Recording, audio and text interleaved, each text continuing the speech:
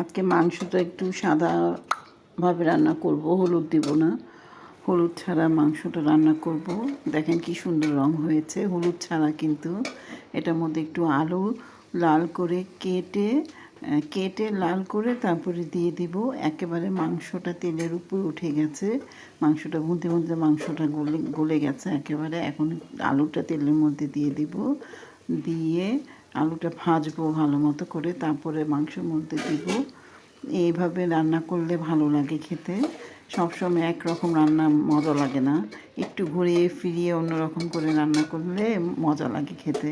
তাই আমি আলুটা এখন লাল করে ফেলবো। লাল করে আজকে মাংস রান্না করব, আর কালকে একটু সবজি তরকারি ছিল, সেই সবজি তরকারিটা গরম করে নেব। ব্যাস, এই আজকে আমাদের দুপুরে খাওয়া।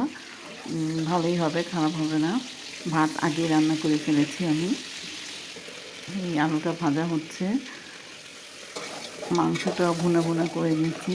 মাংসটা ভালোই ভুনা হয়েছে আমার, একেবারে তেল উঠে গেছে। যে নল্লিটা ছিল সেটাও ভেঙে গেছে, এমনভাবে মাংসটা গলেছে।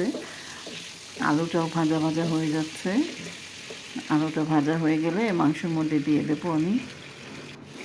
এই ফাঁকে আমি অন্য কাজ করে আসছি, গিয়ে তরকারি চুলাটায় তরকারি বসাই গিয়ে অন্য কাজও করছি।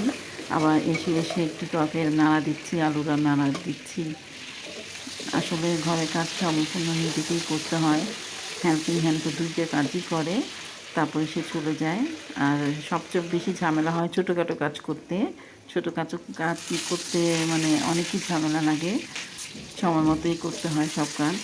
এই আলুটা আমার হয়ে গেছে ভাজা, একদম লাল হয়ে গেছে। আলুটা আমি দিয়ে দেব মাংসের মধ্যে। এই যে মাংসের মধ্যে আমি আলুটা দিয়ে দিলাম। এইটার মধ্যেই পানি দিয়ে এখন হাঁড়ির মধ্যে পানি দিয়ে দেব, আর একটু পানি দেব, দিয়ে কিছুক্ষণ ফুটিয়ে কাঁচামরিচ দিয়ে নামাবো। কাঁচামরিচের ঘ্রাণটা খুব ভালো লাগে তরকারির মধ্যে। এটার মধ্যে আমি গরম মশলাও দিয়েছি আর লং দিয়েছি, লংয়ের ঘ্রাণটাও সুন্দর লাগে। তরকারির রঙটা খুবই সুন্দর হয়েছে দেখতে। এই যে আপুরা দেখেন, আপুরা আপনারা কোথা থেকে দেখছেন একটু কমেন্ট করে জানাবেন। আর আমার নতুন পেজ, আমাকে একটু ফলো দিয়ে আমার পাশে থাকবেন। চুলাতে আমি কালকে সবজিটা দিয়ে দিলাম, এটা ফুটিয়ে রাখবো, বাটির মধ্যে ঢেলে রাখবো। অনেকগুলোই সবজি ছিল, যেটা আমাদের দুপুরে সবারই হয়ে যাবে।